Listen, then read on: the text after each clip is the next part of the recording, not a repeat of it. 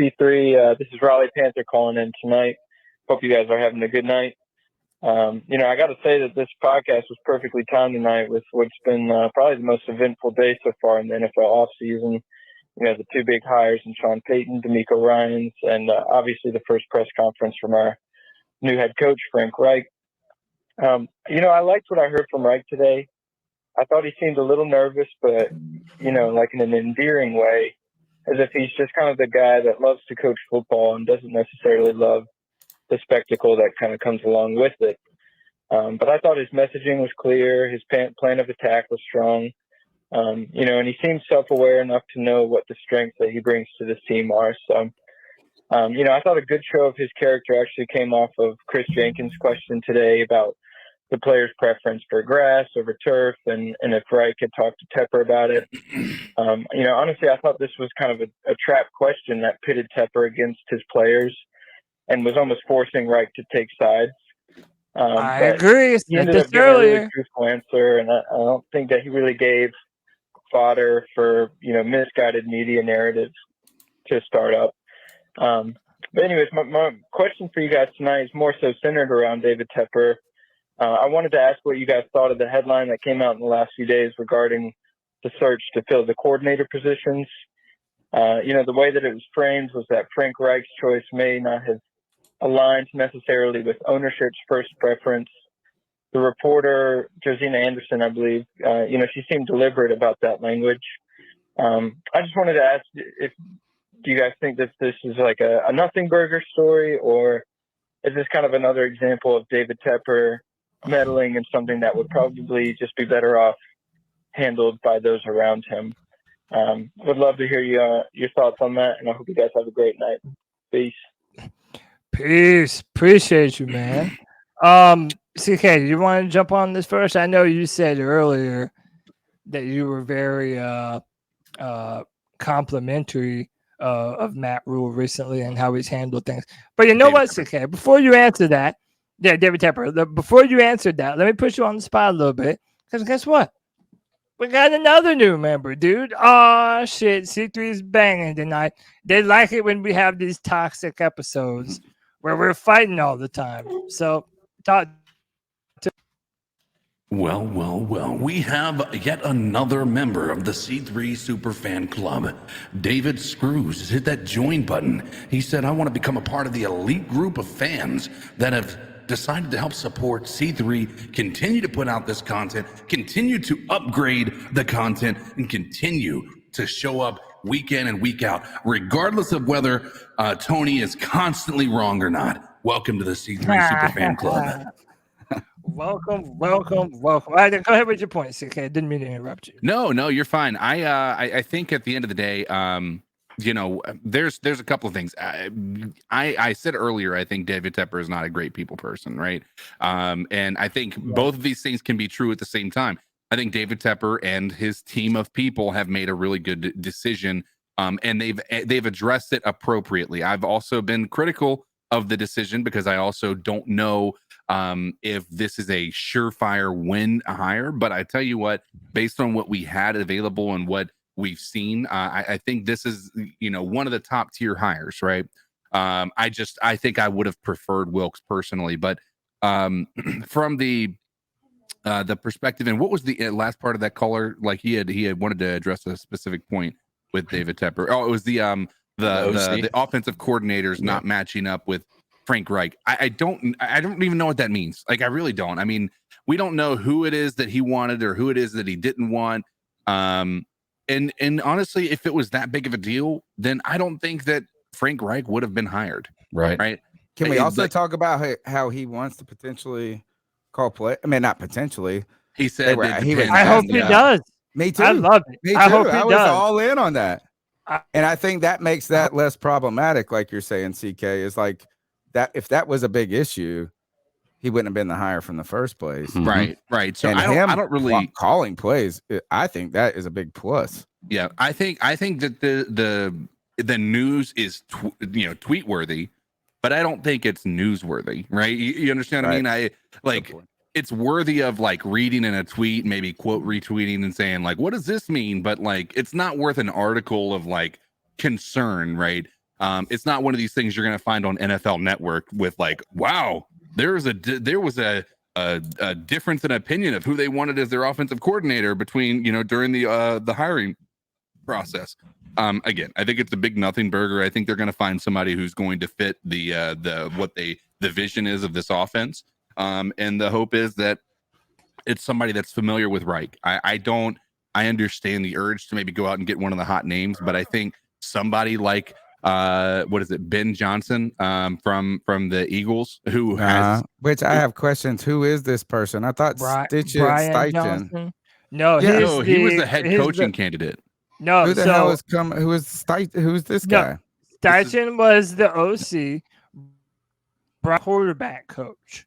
Okay. Okay. Everybody loves a quarterback coach. Yeah. Well, I mean, when you're talking about going from an offensive coordinator, I mean, you're either hiring a fired head coach or you're hiring like a quarterback's coach for an offensive coordinator. Him OC all day. Promoting him. I have a question for you, CK, and then we'll open it to the panel real quick. Yeah.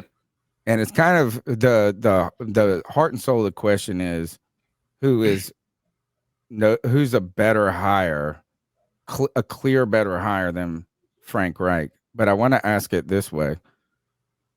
Who has a higher floor and a higher ceiling together, right? I think that a lot of people, and this is going to be my kind of, and I'm not going to tell you who necessarily, but I think I don't think you really say, oh, his floor is any lower than any other guy. And I don't think that for most people, you would say that the ceiling is much higher.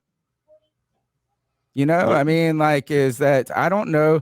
I think that people want to believe that maybe the next young guy could be some superstar, but I just don't know if there's a candidate that collectively has a higher floor and higher ceiling. I think you might find somebody that has a little higher ceiling, but a lower floor. I think you might find somebody that has slightly or an equal. I don't know who is a significantly better candidate that the Carolina Panthers could have hired. Are you talking about then Frank Reich? Yeah. I agree. I and that's what I said in my, you might have been stepping away. I said, no, I just wanted to ask, Claire, can we say, did the Panthers do anything? Could they have done better? And I don't know if they really could have. They couldn't have. I don't think that there is a shot that they could have done better, because it was clear that certain people wanted to stay with their teams. It was clear that we weren't going to be willing to pay the amount of money that we needed for Sean Payton. I don't think that would be better, arguably, CK.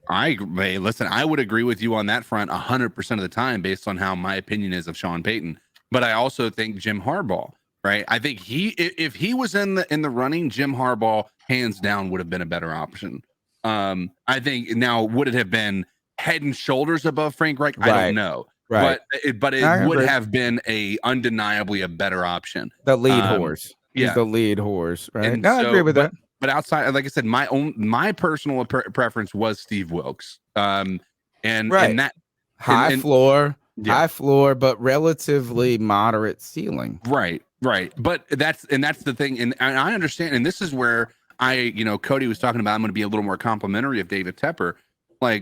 Number one, I'll address a couple of things and I'll be very upfront and honest with my opinions on a couple of these things. But he addressed the fact that he made a mistake with regard to Matt Rule. Right. He said that I made a mistake. I decided to hire a head coach that was a CEO rather than a efficient person on either side of the ball. Did he say that in his interview? Yeah. Wow. David Tepper said, I made a mistake. Yeah. Nice. I didn't get to hear this. I didn't get to hear the Tepper comment. So that is... Wow, that's a big deal. Yeah, that's a big deal. And so what we're learning is that, number one, he's learning from some of the mistakes that he's made. But also, one of the things, and we've talked about it ad nauseum, and the media has as well, with regard to the race regarding, Steve Wilks and whether he was really given a fair shot. And when you look at the history of David Tepper, he has an undeniably diverse history of getting people an opportunity. And look at who our play-by-play guy is. Right, everybody. There's play-by-play, the president. There's diversity. People were joking the cheerleaders earlier. Right. Well, let's even talk about Steve Wilks for a second. Do you think for a moment Steve Wilks would have been looked at as a defensive coordinator had he not been given the interim head coach position here? No, he would not have. I am sorry to tell you, he would have not been looked at twice for that San Francisco job. And so right now, Steve Wilks has more opportunity because he was given the opportunity over many other people that were on this team as coaches. So if you want that's where I'm saying we've got to be able to, we got to stop calling people things that there's a clear track record that they aren't, right? There is so much evidence that shows that David Tepper is not making hires based on skin color. And when you make put that at the priority of your opinion, then you're really diminishing when there's real problems. This is not a real problem. The problem down in Miami, probably a real problem. Right. The problem in Arizona when Steve Wilks got fired, probably a real problem. Hell, you could even talk about Houston and Lovie Smith if they didn't just hire D'Amico Ryans, right? Like, so this one also just kind of sucks. And that's just the end of the world, is that sometimes people go up for jobs and they're fully qualified and they just don't get them. Yeah. Right. But at the end of the day, Frank Reich, at the end of the day, when we go back and look at the tape, there's one real difference. And Frank Reich, it can call the plays on offense. Yeah. And he's a former quarterback. And at the end of that's a real difference. It's not a this and that difference. It is what we have talked about for years on this podcast about moving to an offensive guy that can rebuild a system when the coaches get plucked and this and that. It's not a takeaway from Wilks. It just says this: Wilks, if you were a quarterback instead of a cornerback, you would have this fucking job. Yeah. You have the leadership skills, you have all of that. But the problem is that we just don't, that's not your side of the ball. Mm-hmm. Well, yeah. So we have two clips that are kind of talking about all of the things that we're talking about. He even spoke on the Steve Wilks issue. Like I said, give David. I'm glad he talked on this. This is a big deal. I thought he dodged it. I didn't see this, so I'm happy about this. No, so this is what you said about Matt Rule and the mistakes that he made. The challenge you have is, and I made this mistake. I think it's a mistake to have a CEO type head coach. Okay, that's a mistake. Just in general, that's what I kind of believe. So I think you want to get somebody who's really good on offense or really good on defense. Okay. So that's basically what you had to say about, about the and then also we're talking about diversity, and apparently he was asked about this as well. And this is what he had to say. This is from Vashti Hurt, the Carolina Blitz. And then I'm going to read some super chats. Executive team and inside the building, and look at who we have in different positions inside our building. Our president is a woman. We have probably the most diverse executive team in the NFL right now. We have 2 African Americans. We are probably a minority of white. That's always weird when you start counting them. Right, that's where it starts. That's America. Okay, that's the process. And that's the process I'm talking about here. You don't want an old boys network. I don't care. The old boys network works all kinds of different ways. Okay. Unfortunately, in this case, it's a detriment because most of the old boys were white. So that should be your main focus. How do you break that old boys network? How do you break that process to get you that old boys network? You break the process by trying to get the best people possible in every role you can do. That's a good answer. That's a good answer. It happens to be an African-American woman, whether it happens to be Frank Reich, who's a Caucasian male. I don't care who it is, whether we go through offensive coordinator, defensive coordinator, who is the best person? Not whether you had a formal relationship with him, not who you knew, but who is that best person? And some of that best person, as Frank said, he needs to turn it back now. That chemistry, right? Rein it in, David. But listen, we hire people. We have, like I said, you have a $500,000 person come into our office. 8 people see that person. The final decision will be, might be the president of the organization, might be Frank. But when we're vetting head coaches, Scott should have an input, very big input, and Dan should have a very big input into that process. I mean, those are the 3 guys that should have major inputs into that process. And we should be going through. What about your wife? People who could be the best in that position. Now, they have to have a fit in there, but you want to break the old boys network. That's what the key is. This is not a purple, orange, black, white. This is the old boys network, and it He works. should have a lot stopped of talking a different minute ways, ago. okay? And that's what you want to bring. He pulled a Tony, guys. It really started. He pulled a strong Tony. today, Nah, Chris. like he had some really good points, and then it was just like, man, we got it. We got it. But you Purple, get black, the, this you, and you that. get the essence of what he was saying. Yeah. you know? I don't want to just dismiss important conversations and feelings that people have and realities that are truly in the world. I don't want to dismiss those. Sure. But I do want to say this, or not say this, not like me, but I said it last week. It's sadly the world's just unfair. Right? Like, I mean, it just happens that some people have money, some people don't. Some people, you know what I mean? I'm short, other people are tall. Some people get to dunk the basketball, some people don't. Right? I mean, sadly, the world does have realities to it. Yeah. I think, though, to overlay entirely the Carolina Panthers head coaching search to the historical discussion of race makes it a difficult conversation for anybody to win or to profit or to, like, I mean, it's like you got to think about this. The Carolina Panthers are an organization that's like 30 years old. There's more nuances. Like, I'm not saying that that's not part of the reality of the world that the Carolina Panthers exist in, but there also is more to it than that. And the very fact to me is that they didn't want to have a defensive coach. You know, at the end of the day, so maybe it's like it does. It sucks for Wilks.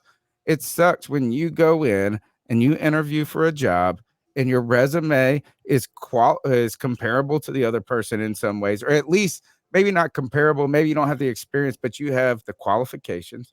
You answer the questions well. Have you guys ever not gotten a job? I have. I've been to interviews and not gotten a job. And at the same time, I don't think that I'm not saying that there weren't. Look, sometimes it just doesn't happen. And I'm not trying to dismiss anything, but I do think there is, in the context of the Carolina Panthers being defensive, and then a snake oil salesman. Like, it was like, we need that change of pace. So if we really want to argue a difference, maybe we should have hired a different offensive guy. You want to talk about that, I guess. I just think it was a real clear-cut plans and welcome decision on my part. I have no quarrel with the decision. Like I said, I just want an offensive guy. Yeah. Let's go to the next call. I think. This is Tanner up in Elkin. It's been a while since I called, but finally got something to be excited about. So I'm calling back. I'm saying, I wanted Wilks as our coach, but we got Reich, and I'm pumped about it. And I've never been one to say, let's mortgage the future. Let's trade up, give everybody else our picks for the rest of eternity. But there's one guy that's worth doing that for. I'd say trust and trust. Let's go after Lamar Jackson. Let's get him. Let's bring him to Carolina, get this running quarterback, and get a championship team going. Thank you. I'm not taking it. I know I'll make you mad. Yeah, I think we tackled this one quite a bit. Have you heard about the recent rumors about him and Chicago and the three-way trade going to Atlanta? Who said that a few weeks ago? Didn't I say that exact trade a few weeks ago? Lamar Jackson, Chicago. Well, they're talking about also maybe Atlanta getting them in a three-way trade. Well, I don't know if anybody's saying who is going to get them. I think right now they're saying there's going to be there's a potential for a three-way trade between the Bears, Atlanta, and the Ravens. And the only thing that makes sense to me is the Bears to get Lamar, and then the Fields going to Atlanta, and both Baltimore or Baltimore getting both of the firsts for Lamar, essentially. From who? Getting a first from the Bears and a first from Atlanta. So Atlanta basically giving away their like seventh for Fields, and Chicago is giving away their first for Lamar, essentially. But both of those first going to Baltimore. That's the only scenario. You might not blame any of them for it. And I've been a big fan of, like, hey, I would take Lamar any day of the week. Sure. And I've also advocated that since Lamar has been all about that guaranteed money. We have one of the owners that actually can put the money in that required escrow account that they have to do. But just what you guys brought up with that tweet earlier about the salary cap, like I feel like we would have to just cut the whole team. Yeah. Like, I mean, like, really don't know I know there's magic you can do with the salary cap, but I don't think we're in the running for that, sadly. Scariest part about Lamar. Are you scared if he goes to Atlanta? No. What? I am. Oh man, I'm scared Justin Fields comes to Atlanta too. I don't want either one of them to come to Atlanta. Yeah, you know what? You're right. Actually, when you put it that way, fuck that is I watched Mike Vick, that savage ass motherfucker, terrorize me through college and into the NFL.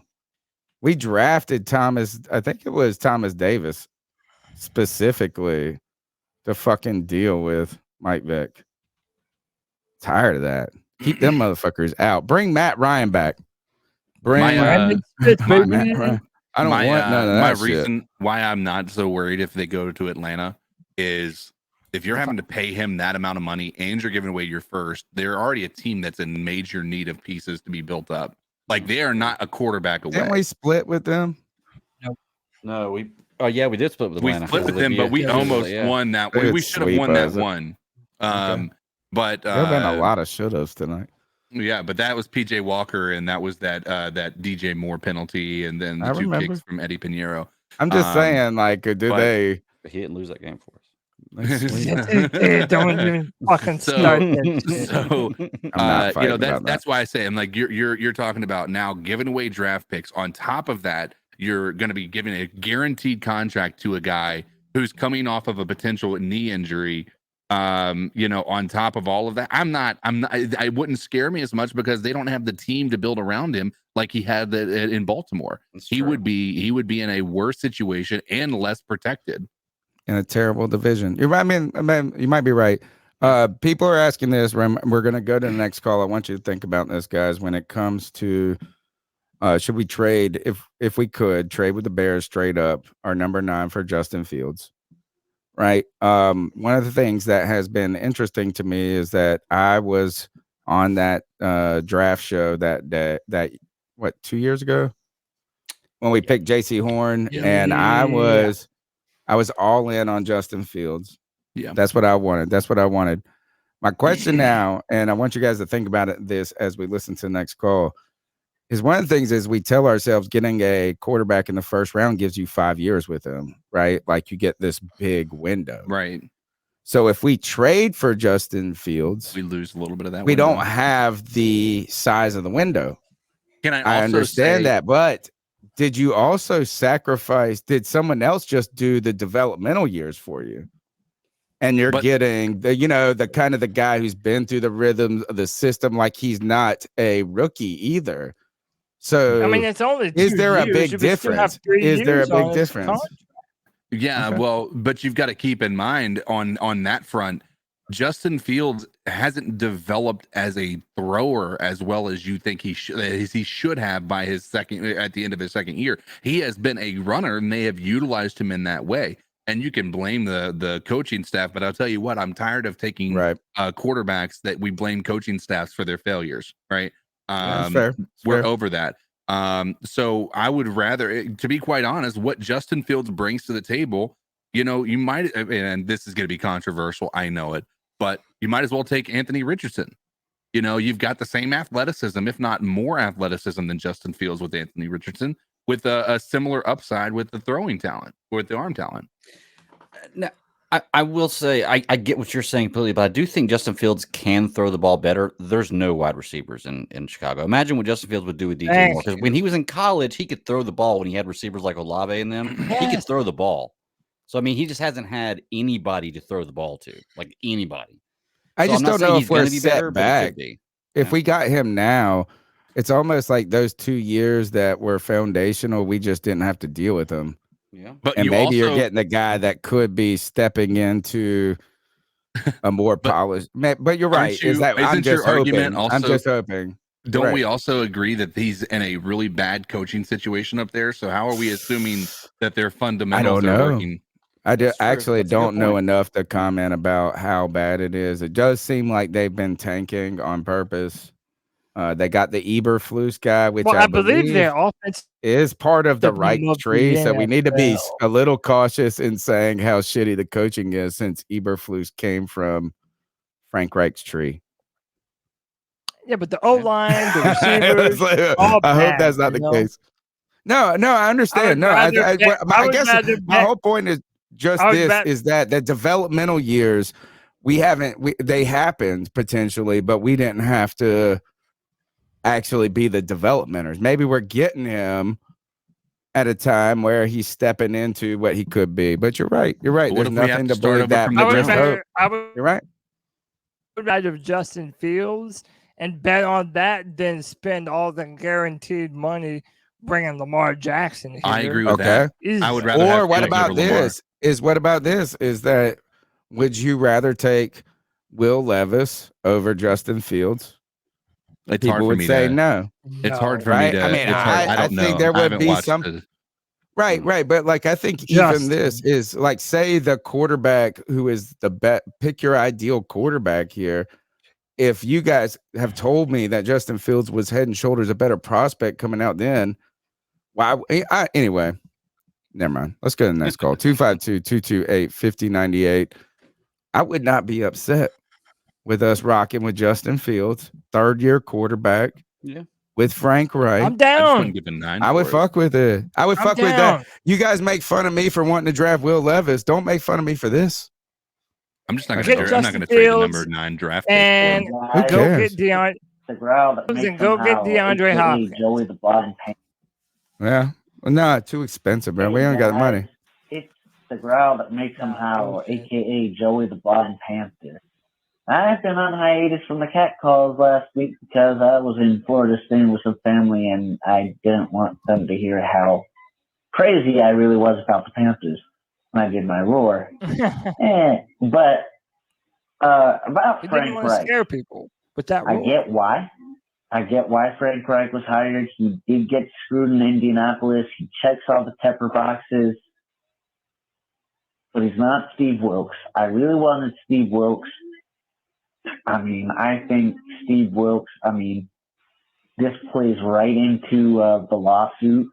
And it's not even that, dude. Steve Wilks deserved the job. But Frank Reich, what is he known for? Being good with quarterbacks. What did he not have in Indianapolis? A quarterback. And Cody, this is your day, buddy. This is your day because you know what? Your boy now has a coach who's known for getting a lot out of a quarterback. I mean, Carson Wentz, Let's go, the baby. bum of the century, was MVP when Frank Reich was his offensive coordinator. So, and he did fine in Indianapolis. I mean, Phillip Rivers got to the playoffs and he was old and on his way out. So could you imagine what a rookie Matt Corral would be able to do, and like Frank Reich being able to basically, it's like getting a computer program. Like it's like building a computer from scratch. You get to do whatever, you get to make that thing do whatever you want. And that's what Frank Reich is going to have with Matt Corral. That's the direction we go, which I think it is, because if not, why don't you keep Steve Wilks? And I know David Tepper is not that smart, but still. But I'll leave you with that. Anyway, guys.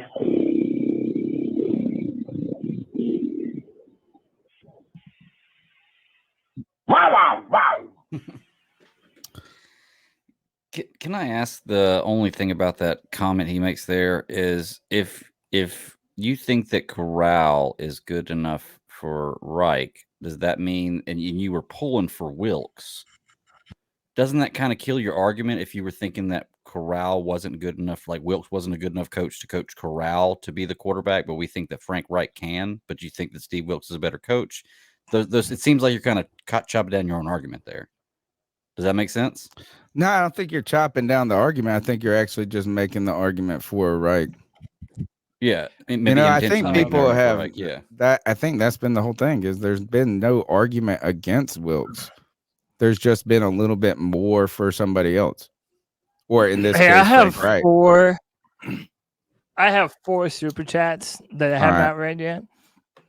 White chocolate espresso with the $4.99. Get used to that name, by the way. AR skipping the bowl game is a bigger red flag. Wow. Way over Senior Bowl. Almost 90% skip the bowl game. And I guess don't draft them. Cody sucks ass. Thank you, son. What then it comes back, says Buck had a pull hall. Fuck Peyton. So that's awesome. I love that. David Screws said, I'm looking forward to that no huddle offense. Appreciate you, David. Quick And tempo once works again, in the NFL because they can't sub. White Chocolate Espresso says, drunk. Fuck Cody. Thank you, son. See, look, he's just trying to earn his way into the family. Mad at your father, not me. I forgive you. This is what I want to ask as we go to the next question about Frank Reich. I've been very excited, very complimentary. I just thought he had a very good interview today with me as a person. Like, it's like, that's what I wanted to hear. It's fine. So some people said that it was awkward at times, rattled. I think CK, I forget how you described it, but there was just moments that it could have been better. I think some people, right? Cringy is the word you use. Was the cringe this? Was it Frank Reich dodging questions? Or is it just really, at the end of the day, bad interview skills for us to ask 2-part questions? Because I feel like every question that we have a problem with his answer, it was just like, oh, why'd you ask two? Like, maybe he should have been taking notes, I guess. But I guess what I'm asking is this. Is it the problem with the way you asked the question, or is he actually dodging the question? Because they asked him, like, what do you think about the quarterbacks on the roster? And he was just like, he didn't even answer. Forgot about that one. Yeah, I didn't even answer it. Well, the thing is it seemed like it was almost you're gonna get one opportunity to ask questions. So I'm gonna get all the questions I want to ask in with this this is your only chance, right? So I don't blame them for asking 2-part questions. The Charlotte Vibe one was not a 2-part. I don't think it was. He might have said I have one question, but then I'm gonna have a follow-up, and then he answered the first question and then the follow-up. And then he actually asked that the best, right? Yeah, because you asked one and then you get it. Yeah, it was just that Frank Reich didn't, at least quote unquote, didn't understand him because it's his fault. And here's the part that I did like is that you did humanize him. Like, ask my daughters, I do this all the time. If it's probably my fault if I'm not understanding what you're saying, but I'm going to answer it to the best of my ability. Whether that's him not actually hearing it, we can debate that. It's right. Again, right. It's literally a nothing burger, whether he did or didn't. But yeah, it just felt awkward when he went into that. And one of the callers loved it when he went in and he was talking about how, coaches have to be the final say on all these things. The players don't have a say in what happens. And he was trying to be diplomatic, but also straightforward. And I can respect it, but I also felt like it was just a weird place to say that.